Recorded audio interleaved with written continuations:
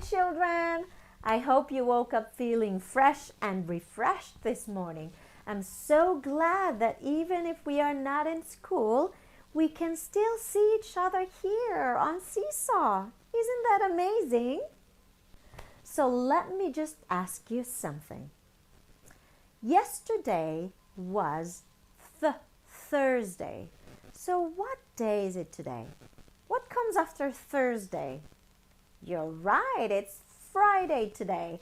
And Friday starts with what sound again? Yeah, Friday starts with the F sound. Can you say F? Well done, children. Let's write it in the air with our finger. Can you think of other words that start with the F sound? So we have Friday.